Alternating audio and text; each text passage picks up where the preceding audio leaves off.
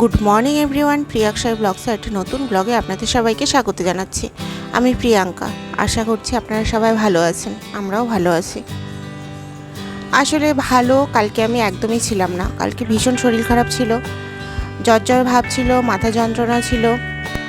আর একে তো গরম পড়েছে, গরমটা তো মনে হয় এবার একটু বেশিই পড়েছে। তার জন্য তো একটা কাহিল ভাব তো আছেই। আর তার মধ্যে তো পিতৃবাবু আছে। পিতৃবাবু যত বড় হচ্ছে তত আমার অবস্থা টাইট হয়ে যাচ্ছে।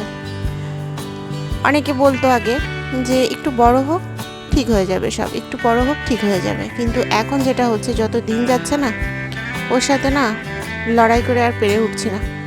মানে ওকে বসে আনতে পারছি না, ওর বসে আমি চলে যাচ্ছি, এরকম একটা ব্যাপার। তো যাই হোক না কেন, এখন এই 8:15 মতো বাজে। আর আজকে আমি ঘুম থেকে উঠেছি 6:45 সময়। 6:45 কি 7টা বাজতে 10 মিনিট আগে। তার কারণ হলো আমাদের এখানে নির্মল বন্ধু নামে একজন লোক আসে। এই পৌরসভা থেকে এই একজন করে নির্মল বন্ধু প্রত্যেক পাড়াতে পাঠায়। এদের কাছ থেকে প্রত্যেকটা বাড়ি থেকে আমাদের দৈনন্দিন যে নোংরা আবর্জনাগুলো থাকে সেগুলোকে সব নিয়ে যাওয়া। তো এবার যেগুলো পচনশীল নোংরা থাকে সেগুলো একটা কন্টেনারে, আর যেগুলো হলো দাহ্য সেগুলো হলো আরেকটা কন্টেনার। এরকম বেশ কয়েকটা কন্টেনার ওনার একটা ভ্যান গাড়ির মতো আছে, তার উপরে সাজানো থাকে। তো তার মধ্যে সবাই দিয়ে দেয়। আর পৌরসভা থেকে সবাইকে 2টো করে বালতি দিয়ে দিয়েছে। আর একটা বালতিতে থাকে নোংরা যেগুলো পচনশীল সেগুলো, আর একটাতে থাকে যেগুলো দাহ্য সেগুলো। তো সেইগুলো সবাই দিয়ে দেয়। এবার এই নির্মল বন্ধু রোজ দিন আসে, আর তার আসার সময় হলো 8টা। আর সে আসে আস্তে আস্তে।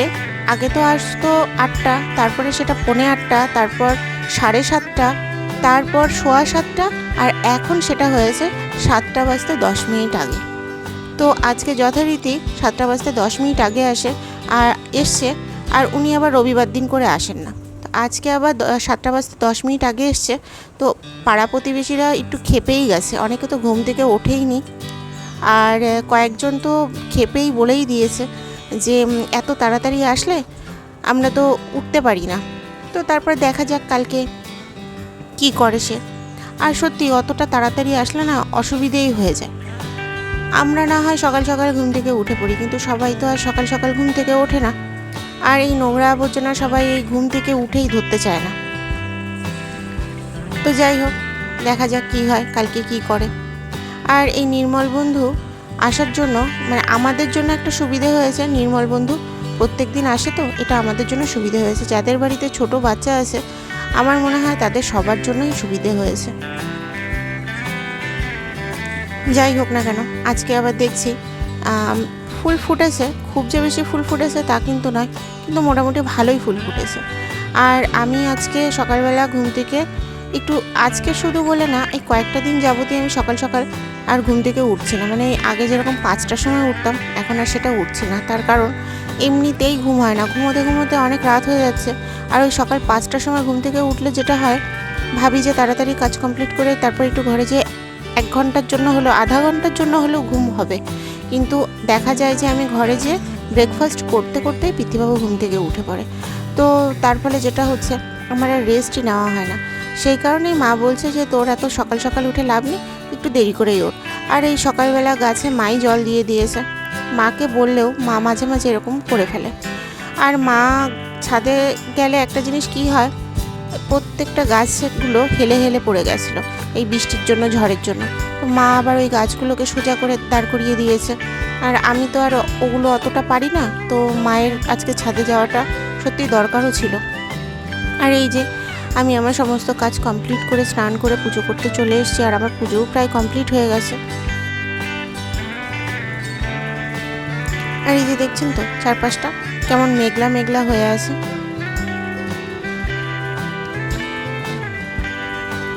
এই মেঘ হচ্ছে আবার এই রোদ উঠছে, মানে এর কোনো ঠিক ঠিকানা। আবার এই যে রোদ উঠেছে, আবার এই মেঘলা হচ্ছে, এরকমই চলেছে আজকে সারাটা দিনই এরকম চলেছে। তো যাই হোক না কেন, বৃষ্টি কিন্তু হয়েছে। আর এই যে মা আবার আমের আচার করবে, সে কারণে এই যে আমগুলো এখন শুকোচ্ছে রোদে। আর এই যে এটা আমার সকালবেলার ব্রেকফাস্ট। পৃথ্বীবাবু কিন্তু ঘুম থেকে উঠে পড়েছে। আমি যখনই ঘরে ঢুকবো, ঘরে ঢোকার সাথে সাথে ও কীভাবে যেন টের পেয়ে যায়, উঠে পড়েছে। তো যাই হোক না কেন, আমি সকালের ব্রেকফাস্টটা আগে করে নিই। আর আজকে এই যে মিষ্টি, রুটি আর চা, এটা আমার সকালের ব্রেকফাস্ট। আর পৃথ্বীবাবুকে আমি সকালবেলা খাইয়ে দিয়েছি, ফ্রেশ হয়ে গেছে। এখন এই যে উনি খেলছেন। এখন চলবে এই খেলাধুলো কিছুক্ষণ বলতে ওই যে যতক্ষণ না স্নান করবে দুপুরবেলা, তার আগে অবধি এই খেলাধুলো চলতে থাকবে। আর তার ফলে যেটা হচ্ছে, আমার অবস্থা টাইট হয়ে যাচ্ছে। ওর পেছন এখন ছুটতে হচ্ছে যে এক জায়গায় বসে খেলবে। আর ওর আবার কি এই খেলনার থেকে বেশি ইন্টারেস্ট এই যে কোনো রকমের ঝুড়ি, তারপর বাটি, ঘটি, গ্লাস, বালতি, এগুলোতে ওর ইন্টারেস্ট বেশি। মানে এগুলো নিয়ে খেলতে ভালোবাসে সে। তো খেলনা একদমই পছন্দ করছে না। তো ভাবছি ওর জন্য আর খেলনা আমি কিনবই না। খেলছে না তো কিনে কি করব বলো। তো ওর জন্য এখন থেকে ওই যে স্টিলের বাটি, ঘটি, এগুলো সব কিনে নিয়ে আসবো। কম দামে যেগুলো পাওয়া যায় ওগুলো দিয়েই ও খেলুক। আমারও টাকাটা বাঁচবে আর ওরও খেলে মজা। আর ওই যে একটা ঘোড়া নিয়ে এসেছিলাম বেবি হাট থেকে, ও ছুঁয়েও দেখে না সে।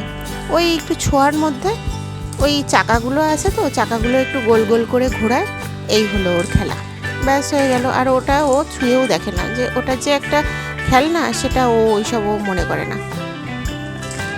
তো তার জন্য কিনে কি করব। আর ওই যে একটা সাইকেল আছে, সাইকেলটা তো তুলেই রেখে দিয়েছি, কারণ ও সাইকেলটাকে চেষ্টা করে দু হাত দিয়ে উপর দিকে তোলার।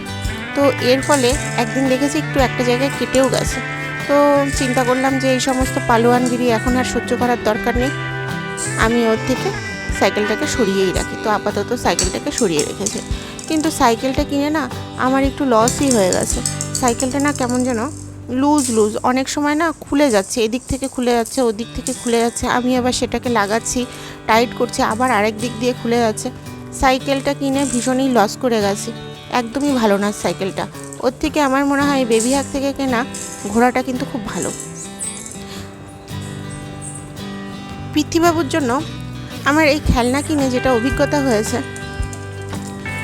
যেগুলো খেলনা কম দাম সেগুলো খেলনা ভেঙে যাওয়ার চান্সেস বেশি থাকে। যেমন এই যে ছোট খেলনাগুলো আছে, এই খেলনাগুলো না আমি অনলাইন থেকে কিনেছিলাম।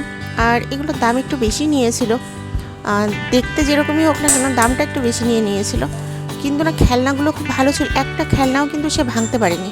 অনেক চেষ্টা করেছে ভাঙার, কিন্তু ভাঙতে পারেনি। আর আমি এই আমাদের এখানে একটা বাজার আছে, সেই বাজার থেকে কয়েকটা খেলনা কিনেছিলাম। সেগুলো একটু কম দামেরই ছিল। আর তার প্লাস্টিকের কোয়ালিটিটা খুব একটা ভালো ছিল না। তো যেদিন নিয়ে এসেছি তার মনে হয় কয়েকদিনের মধ্যে ভেঙে ফেলেছে। দুটো খেলনা নিয়ে এসেছিলাম, একটা হাতি আর একটা বেড়ালের মতো একটা কিছু। তো ও দুটোই ভেঙে ফেলেছে। আনার মনে হয় সপ্তাহখানেকের মধ্যেই ভেঙে ফেলেছে। তো তার ফলে যেটা হয়, পিনের মতো বের হয়ে গেছে, চাকাটাকে ভেঙে ফেলেছে। তো ওখান থেকেও খোঁচা খাচ্ছে।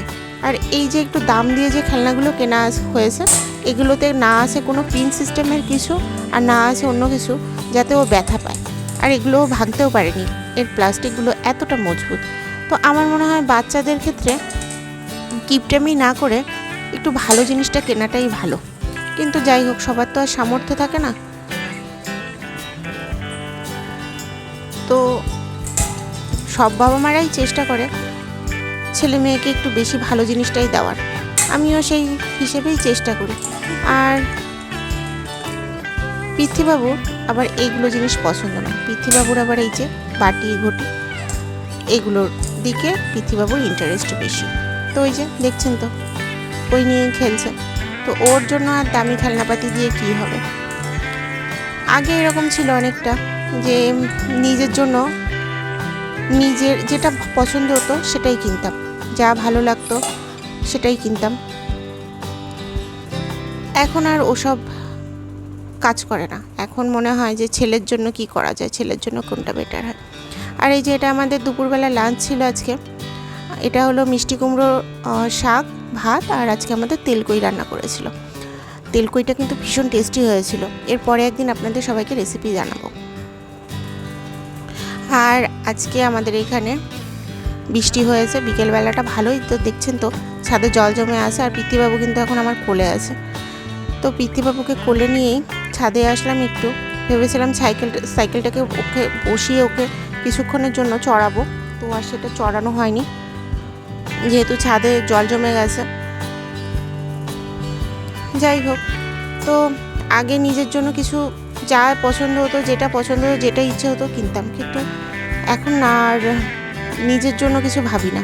এখন ভাবি যে ছেলেটাকে কিভাবে ভালো রাখা যায়, কারণ সবসময় মাথায় থাকে আমাকেই সবটা সামলাতে হবে, কারণ আমার পাশে আর কেউ নেই। যাই হোক, আজকে তাহলে এ পর্যন্তই রাখছি। আমার এই চ্যানেলটিকে আপনারা অবশ্যই সাবস্ক্রাইব করবেন, আর ভিডিওটি ভালো লেগে থাকলে একটি লাইক করে দেবেন। সবাই ভালো থাকবেন, সুস্থ থাকবেন। আবার কথা হবে একটি নতুন ব্লগে। ততক্ষণের জন্য টাটা।